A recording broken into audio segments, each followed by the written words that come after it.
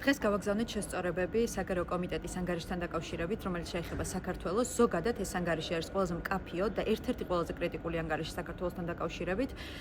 და ჩვენი შესწორებები შეეხება პირველ რიგში ბოლოს მიღებულ ქართული ოცნების რეჟიმის კანონს, რომელიც ლეგიტიმურობის არაღიარების შემთხვევაში ადამიანებს 3 წლით პატიმრობაში აგზავნის. ასევე ჩვენი შესწორება შეეხება სინდისის პატიმრებს, პოლიტიკურ პატიმრებს, რომლებიც არიან დაკავებული და ციხეში შედან მხოლოდ და მხოლოდ პოლიტიკურად მოტივირებული საქმეების გამო და ციხეში შედან მხოლოდ და მხოლოდ იმიტომ, რომ რეჟიმის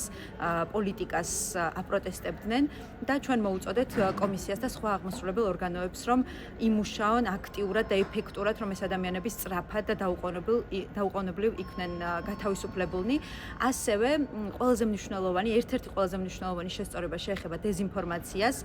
და ჩვენ მოვუწოდებთ კომისიას, რომ გაიზიაროს დიდი ბრიტანეთის მიერ დაწესებული სანქციები და გამოიყენოს ევროკავშირში არსებული ყველა ის მექანიზმი,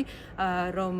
ევროკავშირის კანდიდატ ქვეყანაში საქართველოში არ არსებობდეს კრემლის ნარატივის გამავრცელებელი მანქანები, რომელიც დღეს არსებობს და არსებობს ქართული ოცნების რეჟიმის ხელში პოლიტიკურ იარაღად, რუსთავიორის, პოსტივის და იმედის სახით და ასევე მნიშვნელოვანი ხაზგასმა გაკეთდა შესწორებებით სანქციებზე, რომ ეს არის ერთ-ერთი ყველაზე გარდაუვალი და მნიშვნელოვანი საჭიროება და ეს სანქციები უნდა განხორციელდეს იმ ადამიანების წინააღმდეგ, რომლებიც ხელს უწყობენ საქართველოს რუსიფიკაციას.